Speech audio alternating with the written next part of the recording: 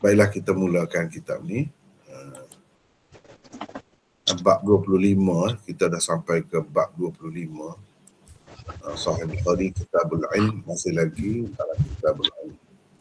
Bab tahridin Nabi sallallahu alaihi wasallam wafd Abdul Qais ala an yahfazul iman wal ilm wa yukhbiru man wara'ahum. فقال مالك بن الحويرث قال لنا النبي صلى الله عليه وسلم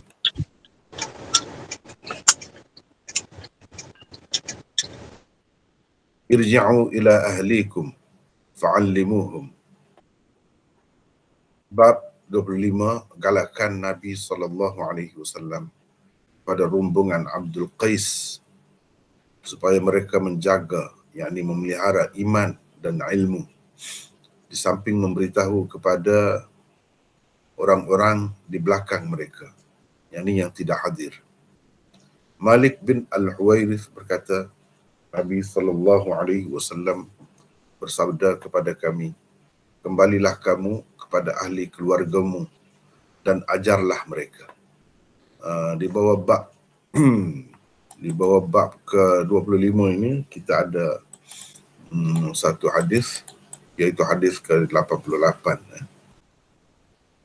Imam Bukhari berkata, haddatsana Muhammad bin Bashar. Kalau saya kata, wa bihi qala haddatsana Muhammad bin Bashar. Qala haddatsana Gundar. Qala haddatsana Syu'bah an Abi Jamrah. Qala kuntu utarjimu baina Ibn Abbas wa baina an-nas. Faqala inna wafda Abdul Qais atawu an-nabiy sallallahu alaihi wasallam. Faqala man al-wafd aw man al-qawm? Qalu Rabi'ah. Qala marhaban bil-qawm aw bil-wafd غير خزايا ولا ندامة.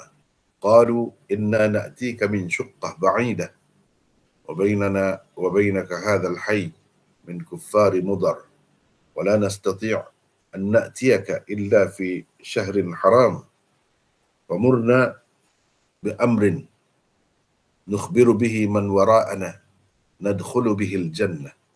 فأمرهم ب4 ونهاهم عن 4. أمرهم بالإيمان بالله عز وجل وحده. قال هل تدرون ما الإيمان بالله وحده؟ قالوا الله ورسوله أعلم. قال شهادة أن لا إله إلا الله وأن محمد رسول الله وإقام الصلاة وإيتاء الزكاة وصوم رمضان وتعطوا الخمس من المغنم ونهاهم عن الدباء والحنتم pun boleh والحنتم والمزفت. قال شعبة ربما قال النقير وربما قال المقير. قال احفظوه وأخبروه من وراءكم. Imam Bukhari dengan sanadnya meriwayatkan daripada Abi Jamrah. Katanya, aku menjadi penterjemah di antara Ibnu Abbas dan orang ramai. Beliau, yakni Ibnu Abbas, berkata, sesungguhnya delegasi Abdul Qais pernah datang kepada Nabi SAW. Baginda lantas bertanya, siapakah rombongan itu atau kaum itu? Para sahabat berkata, Rabi'ah. Nabi SAW bersabda, selamat datang kepada delegasi itu dalam keadaan tidak terhina dan tidak menyesal. Mereka berkata, wahai Rasulullah, sesungguhnya kami datang kepadamu dari suatu daerah yang jauh. Sedangkan di antara kami dan kamu ada kabilah kuffar Mudar. Ada kabilah orang-orang kafir Mudar. Kami tidak dapat datang kepadamu kecuali pada bulan haram. Oleh itu perintahkanlah kami dengan sesuatu perintah yang dapat kami ceritakan kepada orang-orang di belakang kami dan dapat pula kami masuk syurga kerananya. Maka Nabi SAW memerintahkan mereka melakukan 4 perkara dan melarang mereka daripada 4 perkara. Baginda menyuruh mereka beriman kepada Allah sahaja dan seterusnya bertanya, tahukah kamu apa itu beriman kepada Allah sahaja? Mereka menjawab, Allah dan Rasulnya sahaja yang mengetahuinya. Nabi SAW selanjutnya menjelaskan, yaitu bersaksi bahawa sesungguhnya tiada Tuhan melainkan Allah dan Muhammad adalah pesuruh Allah, mendirikan sembahyang, memberi zakat, berpuasa di bulan Ramadan, dan kamu memberikan 1/5 daripada harta ghanimah, yakni kepada pihak pemerintah.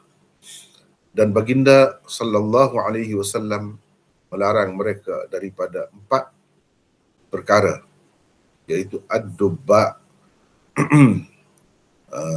yakni bekas daripada labu kering, al-hantum atau al-hantam, tempayan hijau, dan al-muzaffat. Syu'bah berkata, kadang-kadang dia, yakni Abu Jamrah berkata an-naqir, dan kadang-kadang pula dia berkata al-muqayyar. Nabi SAW bersabda lagi, ingatlah semua yang tersebut itu dan ceritakanlah tentangnya kepada orang-orang di belakangmu. Itulah hadis di bawah bab ke-25 yang kita baca tadi. Sebelum hadis tu, sebagaimana biasa, adalah tajuk bab yang Imam Bukhari buat. Jadi di sebalik tajuk bab itulah kita faham fiqh Imam Bukhari dan kebijaksanaannya. Kebijaksanaannya dalam menyusun tajuk bab itu. Apa maksud di sebalik beliau mengadakan bab ini, bab ke-25 ini. Dan bab ini diletakkan di bawah Kitabul Ilm. Padahal hadis yang Imam Bukhari kemukakan selepas ini banyak kali dia sebut, bukan sekali. Dalam Sahih Bukhari ini banyak kali. Tetapi dengan maksud yang berlainan. Dengan mengadakan bab-bab yang berlainan. Sebagai isyarat kepada hadis yang sama juga boleh diambil pengajaran daripadanya untuk apa yang beliau buat dalam tajuk bab itu. Macam di sini galakkan kepada rombongan Abdul Qais supaya memelihara iman dan ilmu. Jadi berkait dengan iman dan ilmu. Itu. Sedangkan di tempat-tempat lain adalah tajuk yang sesuai dibuat oleh Imam Bukhari, sedangkan hadis yang dikemukakan sebagai dalilnya ialah hadis yang sama. Baik, kita tengok tajuk bab ni, tahrid, galakkan atau dorongan, gesaan dan seumpamanya. Galakkan Nabi SAW kepada rombongan Abdul Qais supaya mereka menjaga, yakni memelihara iman dan ilmu. Kita dah ada nota 271.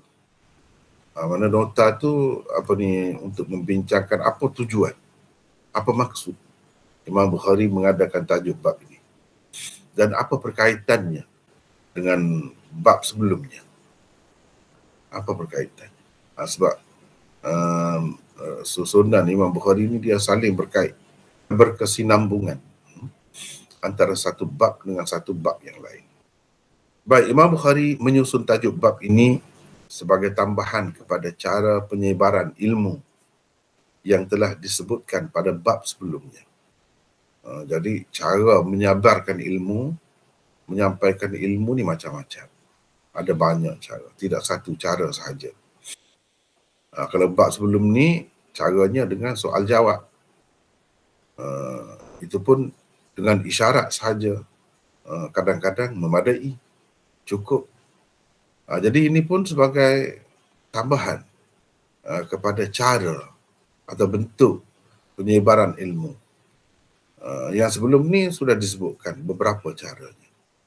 Tajuk bab ini juga menyatakan bagaimana sepatutnya sikap seorang guru terhadap muridnya setelah dia memberikan ilmu. Hadis yang dikemukakan oleh Imam Bukhari di bawah tajuk bab ini menyatakan perintah Nabi SAW supaya mengingati apa yang diajarkan oleh baginda. Kerana itu, Imam Bukhari telah menyimpulkan bahawa sikap seorang guru setelah mengajar ialah menyuruh supaya dijaga iman dan dihafal ilmu yang telah diajarkan, supaya ia dapat diamal dan disampaikan juga kepada orang lain.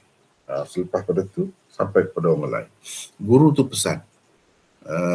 Jadi ilmu yang diterima tu hendaklah disampaikan kepada orang lain, hendaklah diingat baik-baik, begitu. Guru tu kena pesan begitu. Faedah iman dan ilmu tidak terhenti kepada seorang pelajar sahaja, tetapi juga kepada orang-orang lain yang tidak hadir, supaya mereka juga dapat beriman dan beramal seperti yang telah diperintahkan oleh Allah Subhanahu wa ta'ala.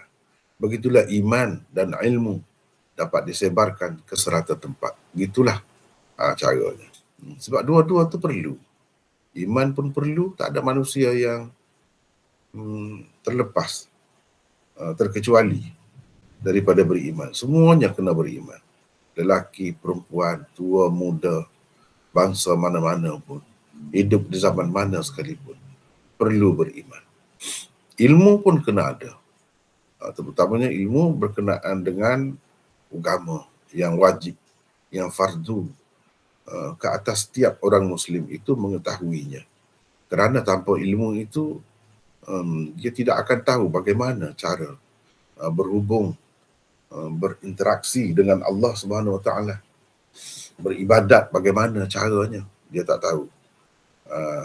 Sedangkan ilmu tentang perkara-perkara itu tidak mungkin diperolehi dengan cara lain, kecuali dengan cara kita belajar. Belajar.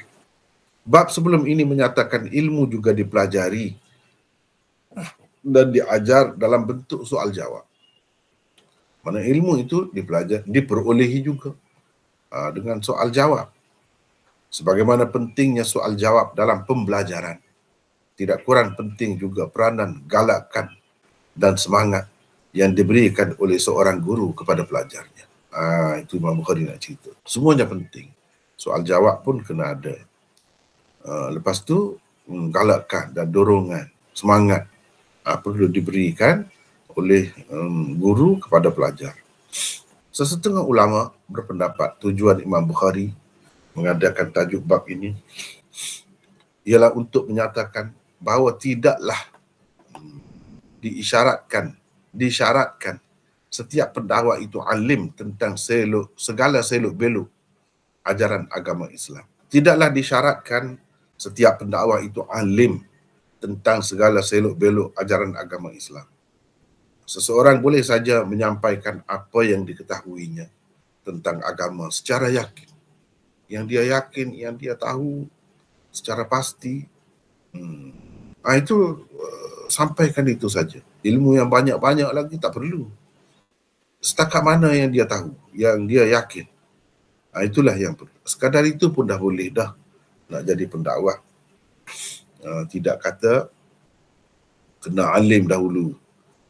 Yang alim itu pun perlu ada juga. Banyak perkara juga perlu dirujuk kepada dia. Tetapi secara umumnya, ajaran-ajaran yang asas itu sahaja yang diperlukan oleh semua orang. Itulah yang dapat difahami daripada hadis rumbungan Abdul Qais yang dikemukakan oleh Bukhari di bawah bab ini. Jadi kalau nak kiranya beberapa perkara saja, mereka duduk pun tak lama bersama Nabi. Takkanlah semua ilmu agama yang Nabi SAW ajar itu mereka dapat semuanya. Tentu sekali dalam masa yang ringkas itu tak dapat. Sekadarnya lah, itu pun Nabi sudah suruh, ajarkanlah kepada orang di belakang kamu. Maknanya orang yang tidak hadir bersama kamu ini, tidak datang bersama kamu ini. Atau ajarlah apa yang kamu pelajari ini kepada generasi kemudian, kepada generasi akan datang. Itu maksudnya orang di belakang kamu. Dia suruh ajar dah. Menunjukkan bolehlah. Boleh. Dengan sebab itu, dakwah tidak perlu banyak perkara sebenarnya. Tidak perlu banyak perkara. Untuk asas itulah, baiklah. Itulah yang dapat difahami daripada hadis rombongan Abdul Qais yang dikemukakan oleh Bukhari di bawah bab ini. Ia telah dikemukakan oleh Imam Bukhari di bawah kitab Iman, bab ke-41, hadis ke-53. Yang ini kita sebenarnya kita sudah lepas dah, sudah lalui dah. Dan sudah pun dibukukan, sudah pun jadi buku dah, dicetak dah. Iaitu jilid pertama, jilid pertamanya ini ya. Hadis yang sama. Imam Bukhari dah kemukakan dah. Cuma ada perbezaan di sana sinilah. Sedikit sebanyak tu ada lah. Cuma dalam Kitabul Iman sebelum ni dengan tujuan lain. Cuba kita tengok di sini.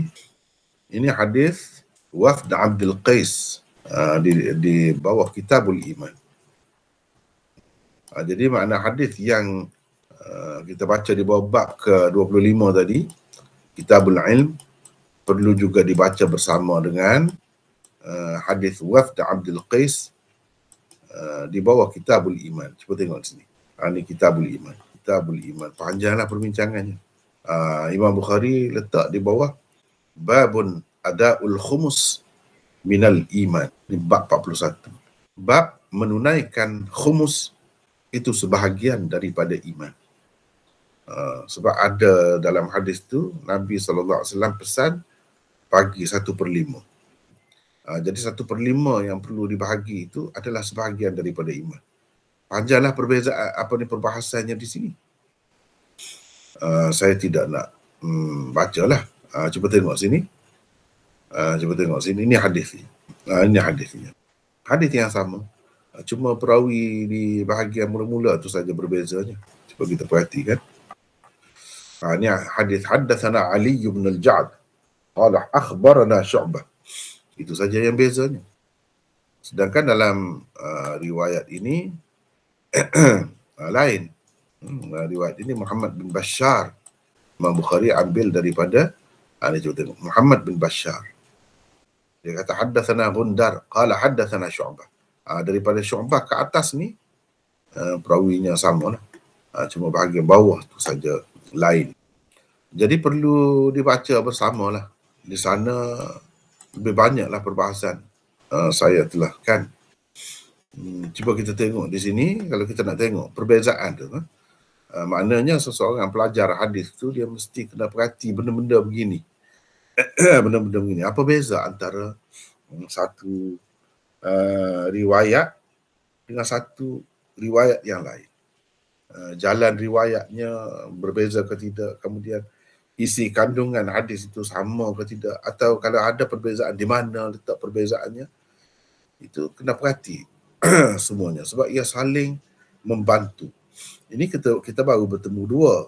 Sedangkan hadis itu Imam Bukhari sebut bukan pada dua tempat ni saja.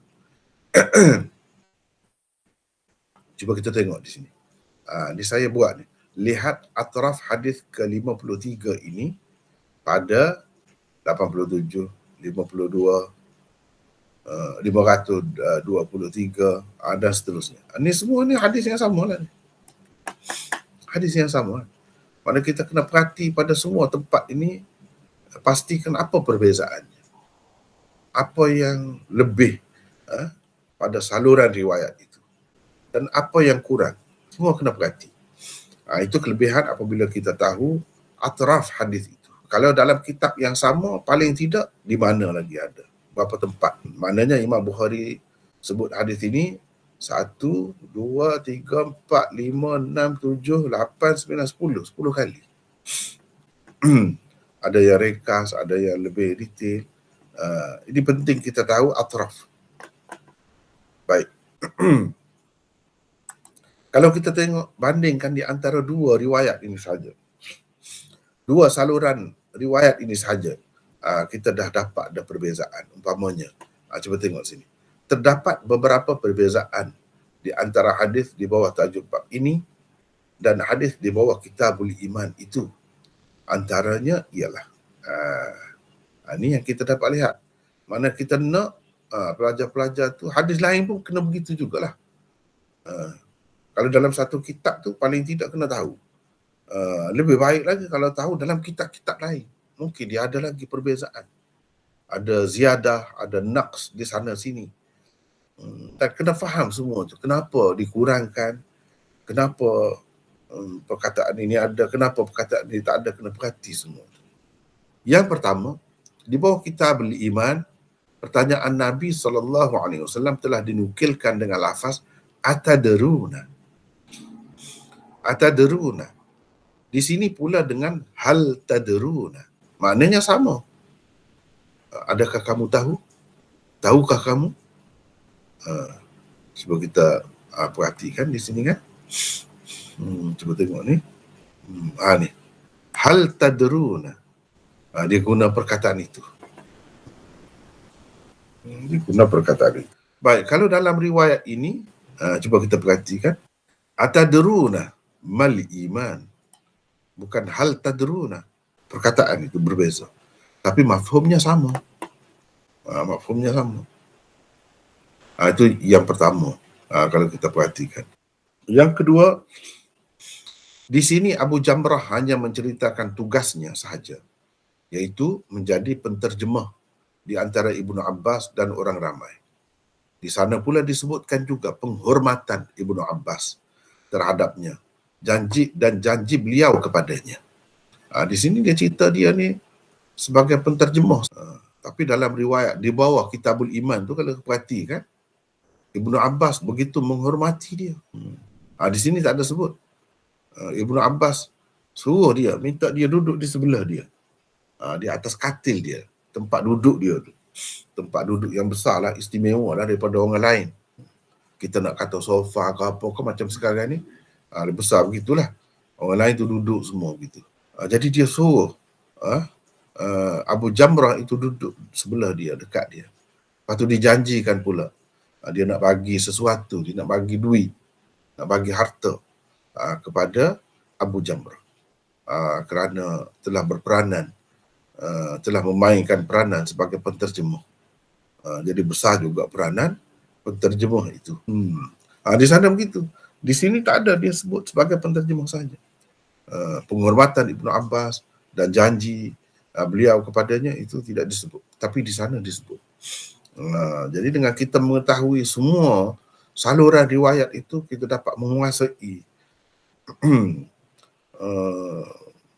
apa-apa perbezaan yang terdapat pada semua itulah. Maknanya kira-kiranya apa yang tidak ada di satu tempat, ada di tempat lain, itu pun boleh pakai juga. Itu pun boleh pakai juga. Dan perbezaan itu berlaku disebabkan perbezaan perawi yang menerima itulah. Yang menerima daripada perawi di atasnya. Itu. Kalau lafaznya berbeza, kerana itulah antara sebabnya. Ataupun satu saluran riwayat itu dikemukakan berdasarkan maknanya sahaja. Sedangkan yang satu lagi pula berdasarkan lafaz. Berdasarkan lafaz. Jadi kita tidak dapat pastikan semua lafaz bagi satu saluran riwayat itu betul-betul daripada Nabi atau sebahagian daripadanya diriwayatkan berdasarkan makna. Kita tidak dapat pastikan itu semua. Paling tinggi pun kita dapat melihat kefasihan ataupun ketepatan perkataan yang diguna tu yang sesuai dengan Nabi. Kita dapat mengagak begitu saja. Sebab tentu Nabi SAW pilih perkataan yang paling kemas, paling tepat. Itu sajalah. Sebab itu perlu juga menguasai bahasa Arab tu. Sebab bahasa Arab yang digunakan, kita nak bandingkan antara satu uslub gaya bahasa dengan satu gaya bahasa yang lain, kena perhati semua. Kena mendalam ilmu bahasa Arabnya. Baru kita dapat sekurang-kurangnya cenderung mengatakan yang ini lebih sesuai sebagai lafaz Nabi. Yang ini mafhum saja. Misalnya hal tadrun dengan atadrun, sama makna. Sama. Tak kisahlah. Tapi setengah-setengah tempat tu kadang-kadang kalau guna perkataan ini salah. Kadang-kadang kalau guna perkataan ini tidak salah. Kalau yang ni salah. Kita dapat tahu dah yang salah tu tidak mungkin Nabi bercakap. Salah begitu. Tapi kalau yang ni kedua-duanya betul. Ada kalanya bila ditukar perkataan itu, hal tu misalnya dengan dia jadi salah satunya tidak fasih ataupun salah dari segi penggunaannya. Daripada situ kita dapat mengesan ulama-ulama hadis yang alim lah, bukan sekadar perawi saja, tidak, yang alim, dia dapat pastikan juga, dia dapat mengesan juga mana sebenarnya yang Nabi sebutkan. Itu yang kedua. Yang ketiga, sanad Bukhari di sana lebih tinggi berbanding sanadnya di sini. Cuba kita tengok di sini sanadnya. Ni antara Imam Bukhari dengan Syu'bah ada dua orang, Muhammad bin Bashar dan Gundar. Muhammad bin Ja'far. Muhammad bin Bashar ini guru Imam Bukhari. Imam Bukhari ambil daripada dia ambil daripada Gundar. Gundar itu nama sebenarnya Muhammad bin Ja'far. Jadi Muhammad bin Ja'far atau Gundar itulah yang menerimanya daripada Syu'bah. Kedua-dua riwayat itu daripada Syu'bah. Tetapi riwayat ini, cuba kita tengok ni, hadis yang ke-53 di bawah Kitabul Iman. Haddatsana Ali bin al-Ja'd qala akhbarna Syu'bah. Mana antara Imam Bukhari dan Syu'bah itu hanya ada seorang sahaja perawi. Bermakna sanad ini lebih tinggi berbanding sanad yang kita baca tadi di bawah Kitabul Ilm, lebih tinggi. Gitu. Itu semua kena perhati, semua kena perhati. Yang keempat, di sini tersebut kata-kata mereka kepada Rasulullah sallallahu alaihi wasallam, wahai Rasulullah, sesungguhnya kami datang kepadamu dari suatu daerah yang jauh, dari suatu negeri atau suatu tempat yang jauh. Sedangkan di antara kami dan kamu ada kabilah kufar Mudar, orang-orang kafir Mudar. Di sana hanya tersebut bahagian yang tidak bergaris di bawahnya sahaja. Yang bergaris di bawahnya ni, yang ni tak ada. Dalam riwayat di bawah Kitabul Iman itu tak ada.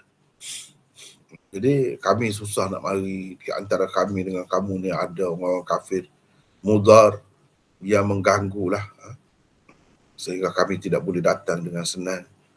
Tapi tidak disebut dia mari itu daripada tempat mana. Jauh, daripada jauh, memang jauh pun. Sebab tempat mereka datang tu Bahrain. Sekarang ni nama dia Bahrain juga. Bahrain, salah satu negara teluk yang kaya sekarang tu, kaya-kaya. Bahrain. Dari situ kumpulan ini. Yang kelima, di sini Abu Jamrah tidak menyebut selama manakah beliau berada bersama Ibnu Abbas untuk melaksanakan tugas itu. Dia tak sebut di sini dalam riwayat. Sedangkan di sana disebut juga tempohnya, iaitu selama 2 bulan. 2 bulan mereka duduk bersama Nabi SAW. Rombongan Abdul Qais itu bersama Nabi SAW selama 2 bulan. Ada sebut di sana. Ni cuba tengok ni. Fa'aqamtu ma'ahu syahrain. Aku berada bersama Nabi selama 2 bulan. Jadi dia tidak cerita dia saja, orang-orang lain, kawan-kawan dia pun begitu juga. 2 bulan namanya. Di samping memberitahu kepada orang-orang di belakang mereka. Yang ni yang tidak hadir. Salah satu maknanya yang tidak hadir. Sebab bukan semua mereka hadir. Ramai lagi yang lain-lain yang telah Islam di Bahrain itu tapi tidak datang bersama. Salah satu makna orang-orang di belakang mereka itu yang tidak hadir. Satu lagi makna dia generasi kemudian. 272. Orang yang tidak hadir itu tidak semestinya semata-mata kerana tidak hadir, tetapi boleh jadi kerana tidak mampu, tidak sihat, dan kerana berada di tempat yang jauh sangat, dan lain-lain. Boleh jadi. Oleh itu pelajar-pelajar yang telah mendapatkan ilmu mestilah memahami dan mengingatinya dengan baik supaya ia dapat memikirkan apa saja cara untuk ilmu yang dipelajarinya itu disampaikan kepada orang lain dari kalangan ahli keluarga, masyarakat dan sesiapa sahaja dari generasi seterusnya. Itu maksud man wara'ahum, orang-orang di belakang mereka. Kena belajar betul-betul lah. Orang yang pergi belajar, terutamanya jauh-jauh tu kan, salah satu faktor yang mendorong seseorang itu belajar bersungguh-sungguh apabila dia berada jauh. Sebab dia fikir mari jauh ni, mari jauh ni. Kalau balik itu lebih kurang saja ilmu, tak berbaloi lah, tak padan lah orang kata. Dan dia akan rasa malu bila balik tu kalau tak dapat mengajar, menyampaikan ilmu yang dipelajari. Kata pergi belajar, mana yang kamu belajarnya? Tak dapat ajar. Macam-macam lah perasaan itu. Jadi orang yang pergi belajar jauh itu biasanya dia lebih bersungguh. Tapi tidak semuanya begitu pula kan. Jadi sepatutnya yang Nabi suruh ni begitulah. Kerana ilmu Islam dan iman tidak seperti ilmu-ilmu yang lain. Ia mestilah disebarkan sehingga ke hari kiamat. Dan penyebarannya menambahkan lagi faedahnya. Seperti yang kita telah pelajari pada tajuk ke-9, tajuk bab ke-9 dahulu. Tengoklah di sana faedah dia. Antara cara yang boleh digunakan untuk menjaga serta menyimpan ilmu dengan lebih lama dan menyampaikannya lebih jauh ialah dengan menulis, berkarya, menyimpan rakaman secara digital atau fizikal, membuka pusat pengajian untuk memperluaskan sebaran ilmu dari peringkat awal hingga ke peringkat tinggi dan sebagainya. Boleh difikirlah mana cara yang sesuai, di mana sepatutnya kita berada, kalau jawatan apa yang sepatutnya kita dapatkan untuk menyebarkan ilmu itu. Macam-macam cara. Yang pentingnya kita ada ilmu dahulu. Kalau ada sijil semata-mata, tak jadi juga. Sebab itu ramai kadang-kadang pergi belajar luar negara pun balik ada sijil, tapi nak mengajar tak berani, tak sanggup. Sebab apa? Kalau mengajar di tempat-tempat khusus, di sekolah misalnya, pelajar-pelajar itu budak-budak, kemudian ada sukatan yang tertentu dah, itu tidaklah mencabar sangat. Tapi kalau mengajar umum ni cukup mencabar, setengah-setengah tu tak berani. Itulah akibatnya. Dengan sebab itulah yang Nabi pesan ni cukup bermakna. Kena ingat baik-baik, jaga baik-baik ilmu itu. Iman itu satu perkara. Mana ilmu saja tak jadi juga, tak ada makna juga. Iman tu, kita orang Islam ni ke mana-mana pun, buat apa pun, duduk di bidang mana pun, iman tu tak boleh tinggal. Sebab itu disebutkan iman dan ilmu. Kalau ada ilmu saja tak ada iman, tak ada maknanya. Bahkan orang kemudian tidak layak pun, tidak patut pun menerima daripadanya kalau tak ada iman. Sebab syarat untuk terima hadis ini ialah orang yang beriman. Kalau guru tu tidak beriman, tak jadi. Itu bukan seperti ilmu-ilmu lain. Kalau ilmu lain tak apa. Ilmu lain tak apa. Tidak beriman pun, guru kita orang kafir pun tak apa. Tapi kalau hadis ni tak boleh. Syaratnya kena ada iman. Sebab itu Nabi sebut iman. Tapi tidak semua ilmu syaratnya kena guru tu beriman. Tidak. Hadis ni, Quran ini, itu kena beriman. Kalau tidak, apa maknanya? Sebab ini berkait dengan keyakinan, kepercayaan. Macam mana kalau kita nak dapat yakin kalau tempat rujuk kita tu dia sendiri pun tak ada keyakinan? Itu bendanya.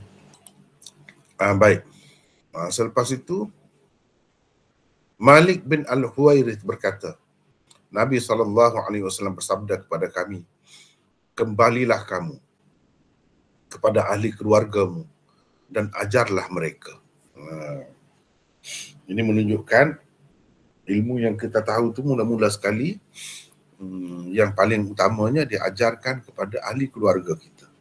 Sebab ilmu ini ilmu tentang agama, bukan ilmu dunia yang tidak perlu pun diajar kepada anak isteri itu. Tapi kalau ilmu agama ni semua perlu, semua perlu. Sebab itu sebagai panduan hidup semua kita.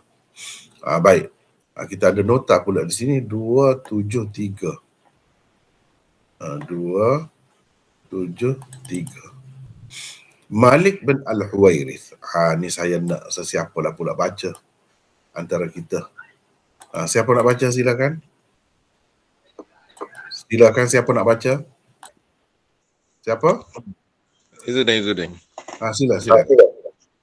Malik bin Al-Huwairith adalah dari kaum Abdul Qais juga.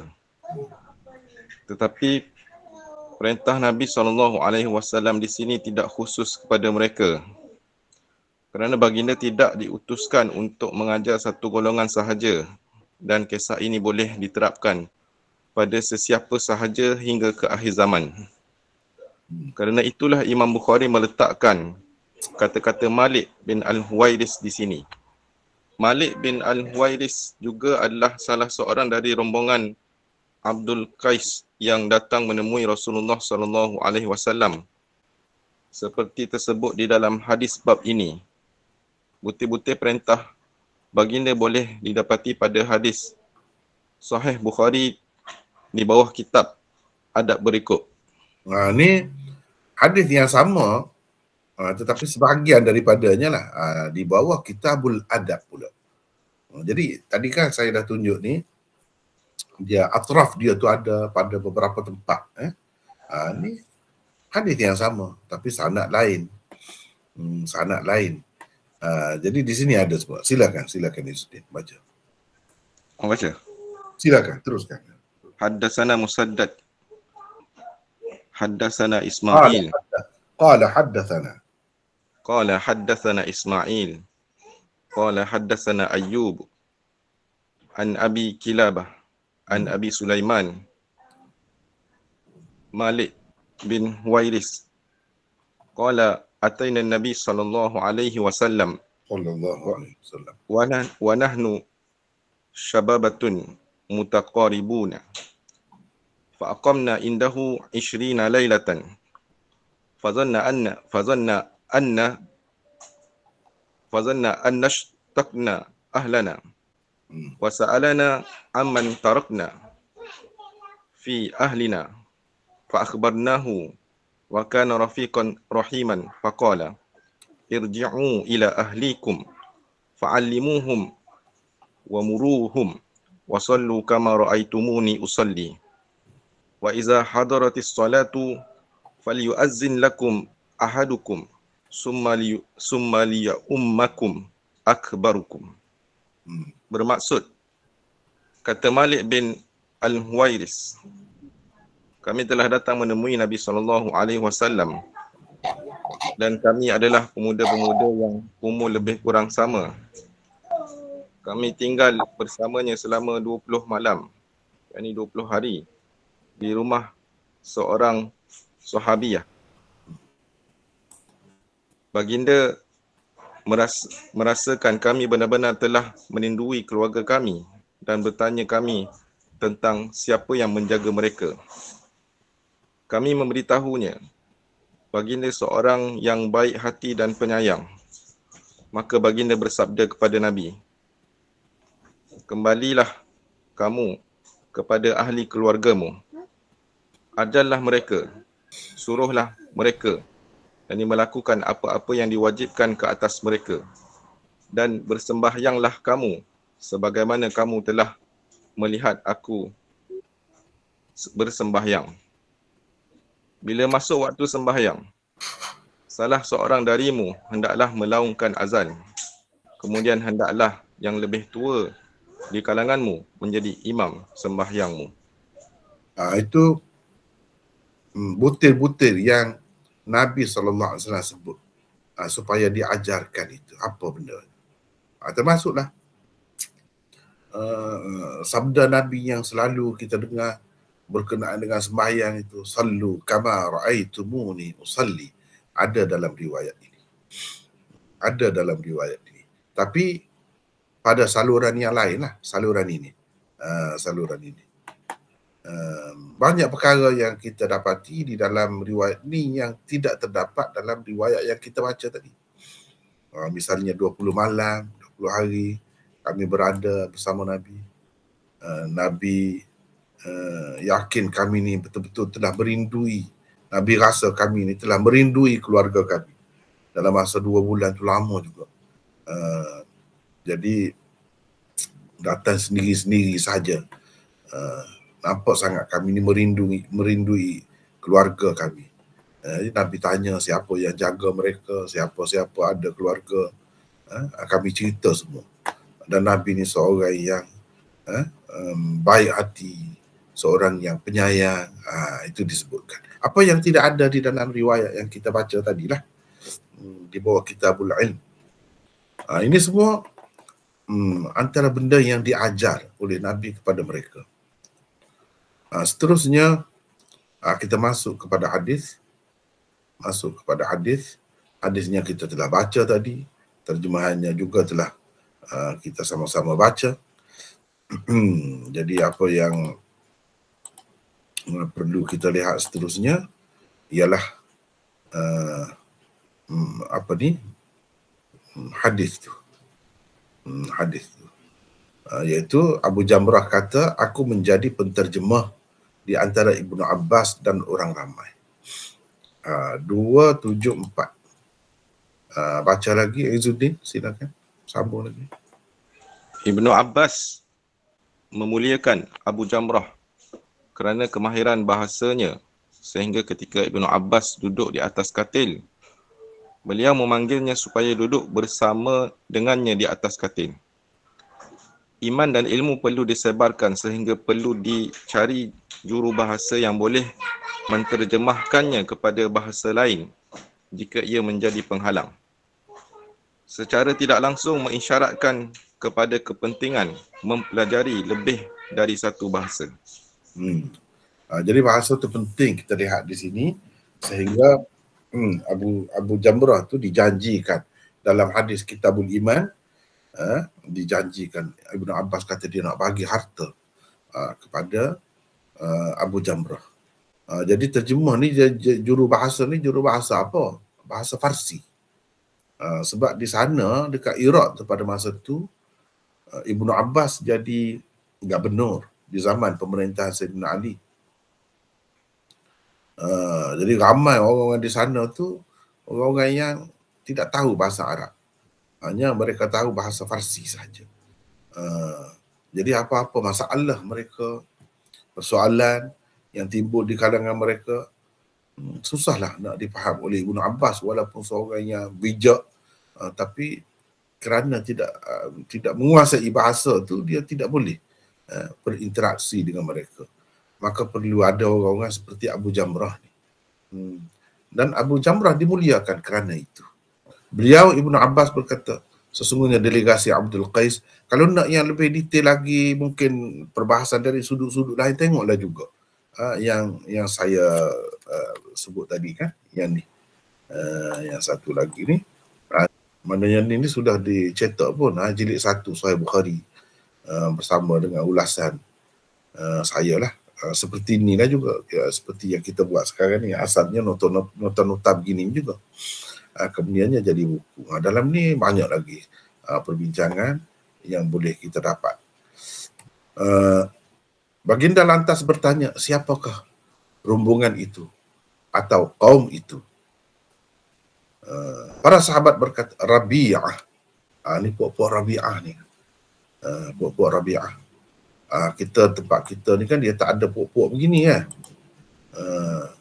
Dia tak ada puak-puak begini. Tapi ada juga ni puak-puak mana, misalnya kita kata puak-puak di Sabah tu apa, kita panggil macam-macam kan. orang keturunan itu suku Sakat ini, suku Sakat ni, kita boleh juga kita sebut itu. Ni puak-puak Minang misalnya, kita kata ni puak-puak Kadazan dan sebagainya. Gitulah juga. Dia puak-puak ada pada masa itu. 275. Sila baca lagi itu ni. Nama panggilan lain untuk kaum Abdul Qais ialah kaum Rabi'ah, kerana ia nama yang lebih umum. Panggilan Rabi'ah juga menunjukkan mereka bukan dari kaum Mudar yang menentang perjuangan Nabi SAW. Nama Rabi'ah berpunca daripada nama moyang mereka, iaitu Rabi'ah bin Nizar bin Ma'ad bin Adnan. Sebabnya mereka mengatakan Rabi'ah kerana Abdul Qais ialah salah seorang anaknya. Rabi'ah adalah satu suku kaum, yakni kabilah yang besar, setanding dengan suku kaum Mudar. Kabilah Abdul Qais tinggal di Bahrain, sekitar Qatif dan Hajar hingga ke kawasan suku kaum Mudar. Itu tempat tinggal merekanya di Bahrain. Jadi orang Bahrain ni termasuk di antara orang-orang yang awal memeluk agama Islam, menyahut seruan Islam. Dan mereka ni dia ada pertemuan juga dari segi keturunannya dengan kaum Mudar itu. Cumanya puak-puak Mudar tu kafir pada ketika tu. Rabi'ah ni telah Islam. Kenapa dikatakan Abdul Qais? Abdul Qais tu anak Rabi'ah lah. Rabi'ah ni bukan perempuan, nama lelaki. Macam perempuan nama lelaki dia. Jadi Abdul Qais pun disebut juga puak tu, Rabi'ah pun disebut juga. Jadi Abdul Qais tu sebenarnya nama salah seorang anak Rabi'ah. Daripada keturunan dia tu pula ramai puak-puak tu. Nabi SAW bersabda, selamat datang kepada delegasi itu dalam keadaan tidak terhina dan tidak menyesal. Baguslah kata dia. Tidak terhina, tidak menyesal. Kenapa Nabi kata begitu? Ghaira khazaya wala nadama. Ini kita baca nota di sini 276. Sila baca lagi, Izzuddin. Rombongan Abdul Qais yang pertama kali menemui Rasulullah SAW terdiri daripada 16 orang. Kemudian rombongan ini datang pula pada tahun ke-6, ke-9 dan ke-10 Hijrah dengan jumlah yang semakin ramai. Ada ulama yang menyebutkan sehingga 40 dan 80 orang. Kaum Abdul Qais disapa baik oleh Rasulullah SAW kerana keistimewaan mereka yang memeluk Islam secara sukarela, tidak seperti kaum-kaum lain yang memeluk Islam setelah kalah perang dalam keadaan terhina, atau memeluk Islam setelah ditawan dan terbunuh sekian ramai orang dalam keadaan menyesal.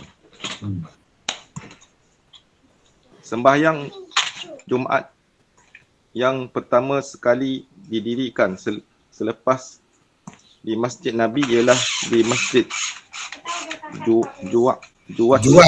Juwasa milik kaum Abdul Qais. Mereka juga dikenali sebagai kaum yang berani dan pemurah, selain terkenal sebagai kaum yang suka meminum arak. Ketua mereka bernama Al-Munzir bin Ammar, dikenali juga sebagai Ashad Abdul Qais. Ashad Abdul Qais atau Abdullah Al-Ashaj. Perkataan Ashaj bererti berparut kerana di mukanya ada parut besar yang mencacatkan. Beliau juga tidak mempunyai rupa yang cantik. Setelah kaum Abdul Qais memeluk Islam selepas mendapat seruan Rasulullah SAW kepada penduduk Bahrain, baginda meminta beberapa orang dari kalangan mereka datang untuk diajarkan iman dan ilmu.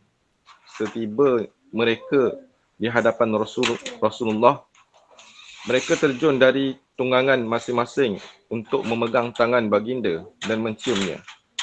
Tetapi ketua mereka tidak begitu. sebaliknya beliau mengikut untanya, menyimpan barangan, menyikat unta. menyimpan barangan, membersihkan diri dan menukar pakaian terlebih dahulu sebelum datang bertemu Rasulullah sallallahu alaihi wasallam. Baginda kemudiannya bersabda, "Inna fika khoslataini yuhibbuhumallahul hilmu wal anat." Bermaksud, sesungguhnya kamu mempunyai dua sifat yang disukai Allah, bijaksana dan penyantun. Beliau kemudiannya bertanya, adakah ia sifat yang baru atau semula jadi? Baginda menjawab, bahkan ia semula jadi. Maka Al-Asaj memuji Allah Subhanahu wa taala kerana diberikan dua sifat yang disukainya secara semula jadi. Lepas tu mereka berkata, wahai Rasulullah, sesungguhnya kami datang kepadamu dari suatu daerah yang jauh. Sedangkan di antara kami dan kamu ada kabilah kufar. Ada kabilah kufar Mudar. Jadi di sini ada nota 277. Kalau dalam hadis orang sebut wahai Rasulullah, apa maknanya? Di sini saya nak, kalau boleh orang lain pula lah baca. Siapa nak baca? Silakan. Ya, Assalamualaikum Maulana. Ana baca Maulana. Silakan. 277. Daripada mereka berkata, wahai Rasulullah, dapat disimpulkan mereka pada ketika itu sudah pun memeluk agama Islam. Demikian juga daripada kata-kata mereka, orang-orang kafir Mudar. Dan hanya Allah dan Rasulnya saja yang lebih tahu. Jadi ini semua kata-kata macam ni kan menunjukkan mereka itu Islam dah. Dia pergi itu sudah Islam dah, bukan baru memeluk Islam, tidak. Dia telah Islam dah. Begitulah kita kena perhatikan bila dalam hadis ni kalau orang tu Ni buat dengar apa? dengar ke tidak? Dengar mana? Kalau mereka guna wahai Rasulullah misalnya, itu tanda dia sudah Islam. Kalau dia kata wahai Muhammad, itu tanda belum Islam. Ini beberapa perkataan ini menunjukkan mereka telah Islam. Kemudian ada kabilah kufar Mudar, mana orang-orang kafir Mudar. Kita ada nota di sini. Silakan. Ni siapa dah baca ni? Siapa? Ana Basir Maulana. Basir daripada Pulau Pinang. Pulau Pinang, na'am. Ya, silakan. 278. Mudar adalah anak kepada Nizar bin Ma'ad bin Adnan. Dia adalah saudara Rabi'ah, ayah Abdul Qais. Bahagian ini membuktikan bahawa rombongan Abdul Qais yang datang menemui Nabi SAW dalam hadis ini adalah rombongan yang pertama kerana adanya kebimbangan terhadap kuffar Mudar, menunjukkan Mekah belum lagi jatuh ke tangan Islam. Fathu Mekah, yakni pembukaan Mekah, berlaku pada tahun ke-8 Hijrah. Rombongan Abdul Qais yang seterusnya tidak mengalami apa-apa kebimbangan kerana Mekah pada tahun ke-8 Hijrah jatuh ke tangan umat Islam. Selepas itu Mekah juga seperti Madinah berada di bawah kekuasaan Rasulullah SAW. Kami tidak dapat datang kepadamu kecuali pada bulan haram. Disebut asyad pada bulan haram. Maknanya dengan menggunakan perkataan mufrad. Cuba perhatikan di sini. Illa fi syahrin haramin, kecuali pada bulan haram. Tapi dalam setengah riwayat, saluran riwayat tu pada bulan haram. Yani beberapa bulan. Memang ada beberapa bulan pun. Tapi kalau zahir perkataan di sini pada bulan haram menunjukkan satu bulan sahaja. Kalau kita andaikan satu bulan, maka maksudnya bulan Rajab.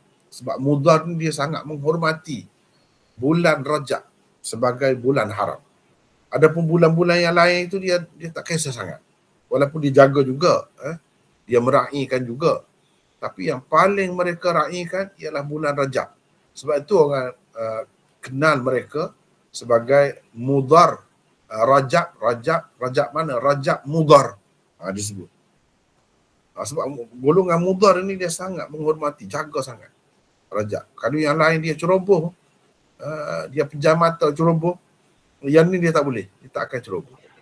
Itu. Boleh jadi kerana itu dalam riwayat yang disebutkan dengan perkataan mufrad itu syahr, bukan ashhur. Boleh jadi kerana itu. Baik, kita ada nota di sini. Kecuali pada bulan haram. Bulan haram. Silakan Basir baca lagi. Baik. 279. Bulan haram yang dimaksudkan ialah 4 bulan berikut. Zulqa'dah, Zulhijjah, Muharram dan Rajab. Pada bulan-bulan ini Allah mengharamkan peperangan dan pencerobohan. Hal itu diterima juga oleh orang-orang kafir Quraisy di zaman Rasulullah SAW. Bahkan di zaman jahiliyah lagi. Hafiz Ibnu Hajar berkata, ini membuktikan bahawa Abdul Qais telah terlebih dahulu memeluk Islam berbanding suku-suku Mudar yang tinggal di antara mereka dan Madinah. Selain itu, Imam Bukhari juga di dalam sahihnya di bawah kitab Al-Jumu'ah meriwayatkan hadis Ibnu Abbas di mana beliau radhiyallahu anhuma berkata, sesungguhnya Jumaat yang pertama didirikan selepas Jumaat di Masjid Rasulullah SAW adalah di Masjid Abdul Qais yang terletak di Juwatha dalam negeri Bahrain. Penghuni-penghuni kawasan itu hanya mendirikan sembahyang Jumaat sekembalinya rombongan Abdul Qais daripada mengunjungi Nabi SAW. Riwayat Ibnu Abbas ini juga menunjukkan penduduk negeri itu telah terlebih dahulu memeluk Islam berbanding penduduk negeri-negeri yang lain. Itu kelebihan puak-puak Bahrain. Dalam sejarahnya mereka memeluk agama Islam lebih awal berbanding orang-orang lain. Baik, oleh itu perintahkanlah kami dengan sesuatu perintah yang dapat kami ceritakan kepada orang-orang di belakang kami. Di belakang kami itu macam tadilah, yang tidak hadir bersama kami ataupun anak-anak kami yang akan datang, generasi baru. Itu maksudnya. Nabi SAW memerintahkan mereka melakukan 4 perkara dan melarang mereka daripada 4 perkara. Baginda menyuruh mereka beriman kepada Allah sahaja. Dan seterusnya bertanya, tahukah kamu apa itu beriman kepada Allah sahaja? Mereka menjawab, Allah dan Rasulnya sahaja yang mengetahuinya. Nabi SAW selanjutnya menjelaskan, ya itu maksud beriman kepada Allah sahaja, ini maksudnya. Bersaksi bahawa sesungguhnya tiada Tuhan melainkan Allah dan Muhammad adalah pesuruh Allah. 280. Sila Basir baca lagi. Naam. Perintah Nabi SAW mungkin mengelirukan kerana pada awalnya hanya diperintahkan supaya beriman kepada Allah sahaja. Tetapi penjelasan yang diberikan ialah bersaksi bahawa tiada Tuhan melainkan Allah dan Muhammad adalah pesuruh Allah. Jawapan kepada kekeliruan ini ialah beriman kepada Allah sahaja itu sebagai Tuhan yang layak disembah. Muhammad itu pula adalah utusannya, bukan Tuhan dan tidak setara dengan Allah.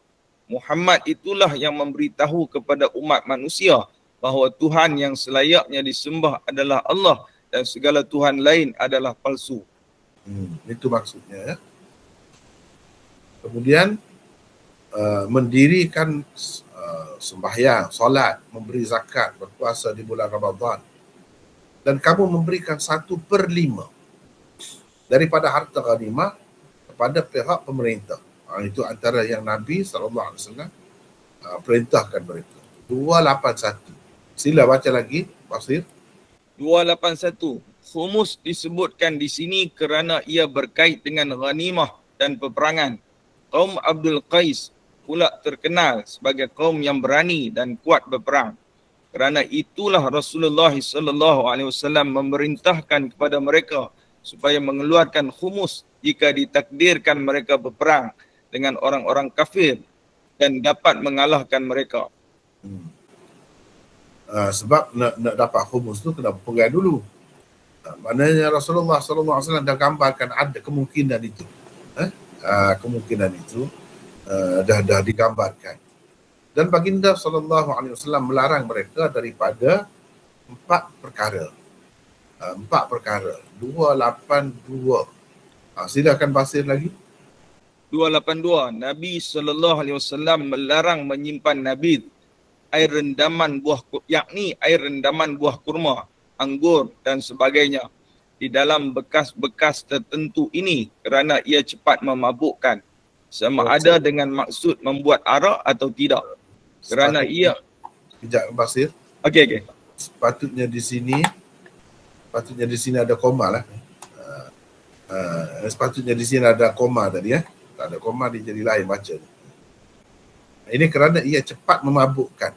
Maknanya kalau disimpan air rendaman buah-buah ataupun jus lah kita kata, buah-buah tertentu dalam bekas ni, dia mudah nak jadi arak. Mudah nak jadi arak. Jadi Nabi melarang menyimpan nabid. Setengah-setengah orang keliru ni. Nabid ni katakan arak. Padahal ni nabid ni bukan arak, iaitu air rendaman buah kurma, anggur dan lain-lain. Sebelum dia jadi arak, itu nabid. Itu nabid. Di setengah-setengah tempat tu memanglah guna ia sebagai arak. Kalau kita kata setengah-setengah orang tu keliru, dia salah faham lah, dia tak faham sebenarnya. Dia kata Imam Abu Hanifah menghalalkan minum arak. Yang dimaksudkan arak tu nabid lah. Itu silap tu, silap. Nabid ni lain, bukan arak. Akan macam orang utara lah, orang utara. Basir apa ni? Kalau tuak tu apa Basir maknanya? Tuak tu minuman arak Maulana yang kalau di utara arak kan? Arak. Kalau tuak di Kelantan ini bukan arak. Dia sama dengan nira. Sebelah sana tidak dipanggil nira. Dengar ke tidak ni? Dengar. Dia panggil nira. Jadi kalau kita kata saya minum tuak tadi sedap lah, tak boleh kita anggap dia minum arak. Sebab itu bahasa dia tuak tu dengan makna lain. Tapi orang di tempat lain memang tuak tu ada dengan makna arak. Betul. Gitu. Jadi jangan salah faham lah. Sebab kalau kita kata Nabi tu dengan makna arak, orang teruk jadinya. Nabi pun minum arak juga. Dalam hadis dalam Bukhari ni, Sayyidina Umar pun minum Nabi juga. Jadi makna minum arak lah. Silap tu kalau macam tu. Jadi kena berhati-hatilah. Istilah tu kadang-kadang dia berbeza. Teruskan tadi. Di mana baca tadi? Silakan Basir. Ana ulang balik Maulana. Silakan. 282. Nabi SAW melarang menyimpan nabid, yakni air rendaman buah kurma, anggur dan sebagainya di dalam bekas-bekas tertentu ini kerana ia cepat memabukkan, sama ada dengan maksud membuat arak atau tidak. Kerana ia mungkin terminum oleh seseorang tanpa disedarinya, air rendaman itu telah bertukar menjadi arak yang memabukkan.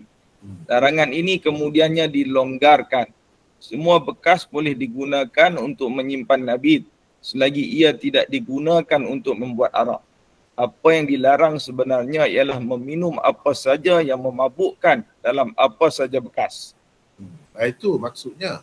Tapi di peringkat awal tu bekas pun dia bagi peringatan. Sebab biasanya orang peram air tu, jus itu dalam bekas-bekas itu untuk mendapat arak yang cepat. Sebab dia cepat jadi menggila, dipanggil menggila, jadi berbuih tu. Jadi arak tu cepat dalam bekas-bekas ni. Itu sebab Nabi sebut secara khusus. Dan orang di sana tu memang kaki minum arak, kuat minum arak. Sebab itu Nabi pesan, iaitu ad-dubba, bekas daripada labu kering. Labu ni ada beberapa macam. Labu air ataupun labu yang merah tu, bila dijemur kan, dia jadi keras kalau kita ambil isi dia tu. Orang yang pandai tebuk, dia tebuk dekat tangkai dia tu, kemudian dia buang isi dia, bekas tu jadi bekas macam-macam gunanya di kalangan mereka. Ini dubak. Hantum, ini tempayan hijau. Yang orang tengok tempayan hijau tu dah tahu dah. Di tempat mereka tu, ini tempat memeram juz untuk bu'al. Dan Muzaffat 283. Sila baca lagi, Basir. 283, iaitu bekas yang dilumurkan minyak tar supaya air bijirin atau jus buah-buahan yang diperam di dalamnya mudah menjadi arak. Yang satu lagi, ni Syu'bah berkata kadang-kadang dia, yakni Abu Jamrah, berkata An-Naqir, dan kadang-kadang pula dia berkata Al-Muqayyar. Dua perkataan ini Abu Jamrah kadang-kadang guna perkataan ini, kadang-kadang gunanya. Apa itu Naqir dan Muqayyar? 285. Silakan. Pasir. 284 mana? 285. 284 tu. Ya. 284 iaitu umbi atau pangkal pokok kurma yang dijadikan bekas dengan ditebuk bahagian dalamnya untuk membuat arak. Teruskan. 285, beberapa saluran riwayat hadis ini menunjukkan Syu'bah berkata, kadang-kadang disebutkan An-Naqir dan kadang-kadang tidak disebutkan untuk meringkaskan ayat. Kadang-kadang disebutkan Al-Muzaffat dan kadang-kadang Al-Muqayyar, yakni kerana kedua-duanya adalah sama. Jadi Al-Muqayyar bukanlah perkara kelima yang dilarang Nabi, tetapi ia ganti kepada Al-Muzaffat. Ada juga beriwayatnya begitu ya. Jadi tetap 4 perkara lah yang dilarang itu. Akhir sekali Nabi SAW bersabda lagi, ingatlah semua yang tersebut itu dan ceritakanlah tentangnya kepada orang-orang di belakangmu. Ni yang terakhir ini. Masih boleh baca lagi? Boleh Maulana. InsyaAllah. Silakan. 286. Kata-kata yang terakhir inilah yang menjadi bukti kepada tajuk bab Imam Bukhari. Di situlah terletak kesesuaiannya dengan tajuk bab. Maksud orang-orang di belakang kamu ialah orang-orang yang tidak hadir bersamamu sekarang dan mereka berada di negeri tempat tinggal kabilah Abdul Qais. Mungkin juga ia bererti generasi selepasmu. Antara pengajaran, panduan, pedoman dan hukum hakam yang dapat diambil daripada hadis ini ialah: pertama, iman dan ilmu adalah dua perkara yang perlu dijaga dan boleh dijaga. Ia bukan suatu perkara yang mustahil dijaga seperti rezeki, bangsa, keturunan dan perkara-perkara lain yang sudah ditakdirkan oleh Allah Subhanahu wa taala dan di luar daripada kemampuan manusia untuk mengubahnya. Kedua, ilmu sama seperti iman. Apabila dijaga dengan baik, ia boleh tumbuh membesar dan mengeluarkan benih yang lain dan tersebar ke serata tempat. Apabila dibiarkan tanpa penjagaan, ia akan terpadam atau lenyap. Ketiga, salah satu tanda kesahihan hadis ini ialah ia bertepatan dengan firman Allah Subhanahu wa taala berikut. A'udzu billahi minasyaitonir rajim. Wa ma kana al-mu'minuna liyanfiru kaffah falawla nafara min kulli firqatin minhum ta'ifah liyatafaqahu fid din waliyundiru qaumahum idza raja'u ilaihim la'allahum yahdharun. Bermaksud tidaklah yakni betul dan elok orang-orang yang beriman keluar semuanya, yakni pergi berperang. Hendaknya ada juga segolongan dari tiap-tiap puak di kalangan mereka keluar untuk mempelajari ilmu agama secara mendalam supaya mereka dapat mengajar kaum masing-masing apabila kembali kepada mereka. Mudah-mudahan mereka dapat berjaga-jaga, yakni dari melakukan larangan Allah. Surah At-Taubah ayat 122. Keempat, tidak perlu alim dan mempunyai ilmu yang banyak untuk menyampaikan ilmu kepada orang lain jika yang disampaikan itu perkara yang jelas, mudah dan yakin. Rombongan Abdul Qais telah meminta ilmu untuk mendapatkan syurga dan Nabi SAW memberitahu kepada mereka dalam bentuk yang mudah diingat dan senang dilakukan. Sesetengah ulama berdalilkan hadis rombongan Abdul Qais untuk menyokong dakwah orang yang tidak mempunyai ilmu yang mendalam, kerana rombongan Abdul Qais itu tidak mengetahui segala ilmu berkaitan agama, hanya sekadar yang asas dan dapat membawa mereka ke syurga sahaja.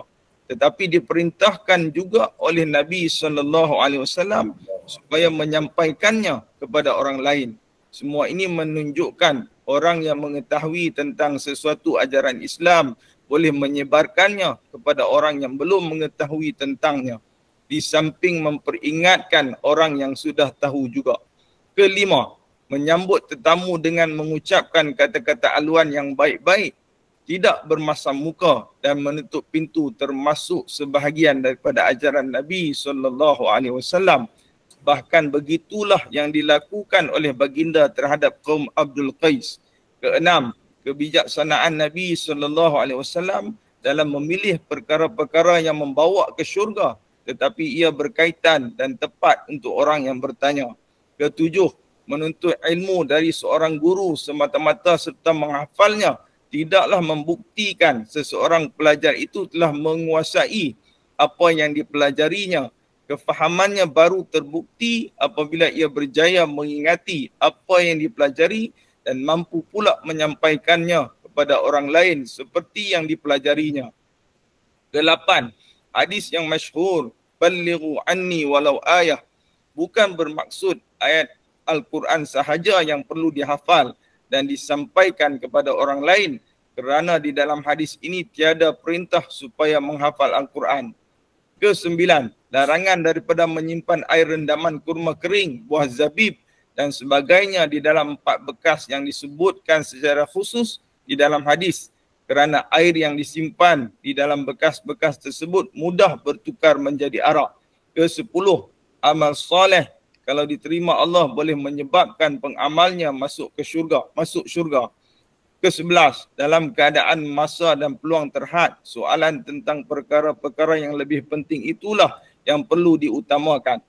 Ke-12, keharusan berpegang dengan khabar wahid, yakni cerita seorang yang dipercayai, sama ada berhubung dengan urusan dunia maupun urusan agama. Jadi di sini kan kalau kita perhatikan, seorang saja ni masing-masing balik cerita lah. Bukan kata Nabi pesan, mesti nak cerita benda ni kena berapa orang. Sekali, ada. Tak ada macam tu. Jadi dia pesan, ajar kepada ahli keluarga kamu bila balik. Itu saja.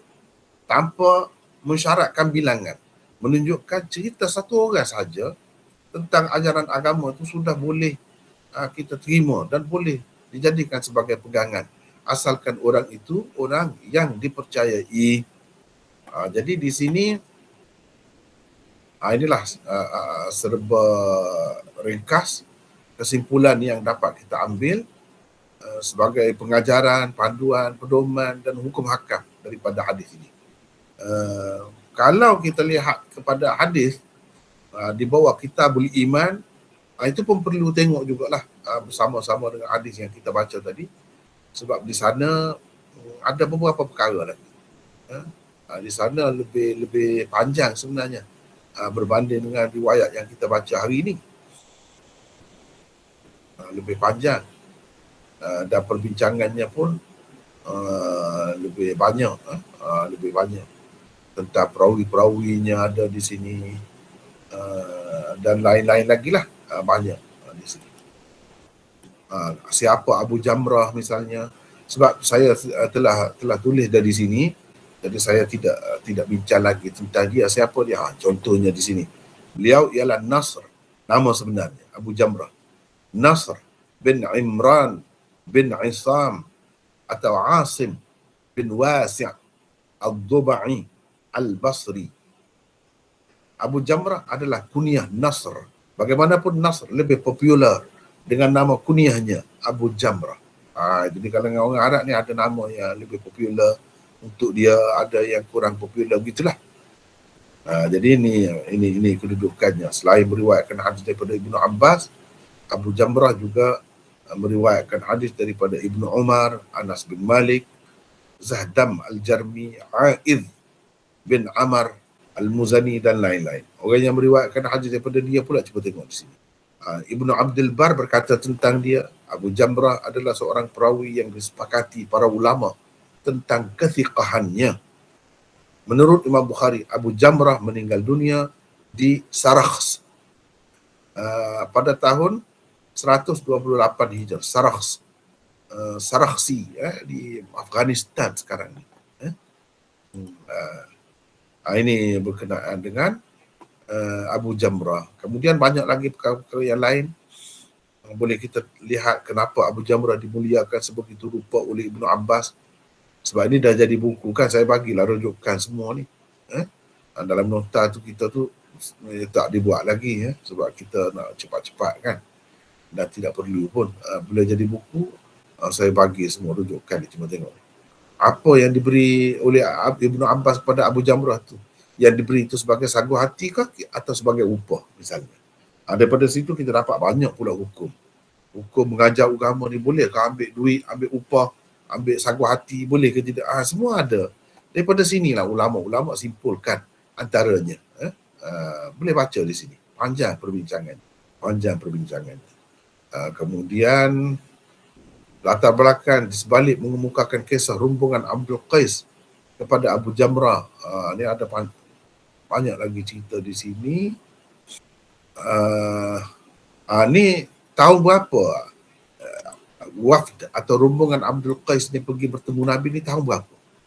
Dan berapa kali mereka pergi? Jadi ada perbahasan pula di situ. Ada yang kata begini, ada yang kata begini. Oleh kerana banyak dah kita bincangkan, saya tidak ulang lagi lah, tengok di sini. Jadi pendapat ahli-ahli sirah tu macam-macam. Kita bagi Tapi mana yang lebih rajih, kita pilihlah di situ. Yang lebih sesuainya, kalau kita perhati, baca semua ni, kita akan dapati mereka tu beberapa kali sebenarnya. Kumpulan mereka, orang-orang mereka lah, pergi bertemu dengan Nabi itu. Paling tidak 2 kali. Tetapi saya berdasarkan perhati beberapa riwayat, tidak kata 2 kali saja, 3-4 kali bahkan. Mereka pergi itu pada tahun-tahun yang berlainan. Tapi peristiwa yang kita baca ni, hadis ni, mana sebelum pembukaan Mekah, antara tahun ke-5 atau tahun ke-6 Hijrah. Sebab ketika itu belum lagi haji itu difardukan. Sebab itu tak ada sebut tentang haji. Kemudian disebut juga ada gangguan orang kafir mudar itu. Kalau selepas pembukaan Mekah, dah tak ada dah gangguan itu daripada mana-mana pihak. Jadi dalam beberapa riwayat yang lain, rombongan mereka tak ada sebut pun gangguan-gangguan itu. Ini menunjukkan selepas pembukaan Mekah. Jadi ini semua kena perhatilah. Perbahasan yang kita buat di sini agak detail lah. Tahun-tahun berkenaan dengan tahun-tahun itu. Ini detail perbincangan. Kena baca. Kemudian illa fi syahril haram. Jadi alif lam pada asyahr itu, alif lam apa? Adakah ia menunjukkan satu saja bulan itu atau beberapa bulan-bulan haram? Itu ada perbincangan di sini. Saya tidak sebutlah di sana. Lepas tu amalan semata-mata boleh menyebabkan seseorang masuk syurga ke atau macam mana? Macam mana mereka sebut begitu dan Nabi tidak larang pun, tidak tegur mereka. Ceritalah sesuatu amalan yang boleh membuatkan kami masuk syurga. Nabi pun cerita. Dia tidak larang begitu. Apa maknanya? Di sini ada perbahasan di sini. Panjang di sini. Dan kesimpulan pun kita buat pun lebih banyak. Berbanding dengan yang tadi sebab hadis di sini lebih panjang. Lebih panjang. Cuba kita tengok di sini. Intisari hadis. Kita ada, kalau tadi kita ada beberapa di sini. Di sini ada 12 lebih kurang lah. Panjang lagi bukan 12 Ini tambah. Ada 20 pengajaran yang kita dapat daripada hadis ini. Kenapa berbeza-beza tu? Sebab berdasarkan riwayat tu ada sebut, riwayat tu tak ada sebut benda tu. Sebab itu intisarinya pun akan jadi berbeza-beza juga. Begitulah keadaannya. Jadi saya rasa hanya setakat itulah dulu untuk kali ini, untuk Sahih Bukhari. Wallahu a'lam. Wa akhiru da'wana alhamdulillahi rabbil alamin.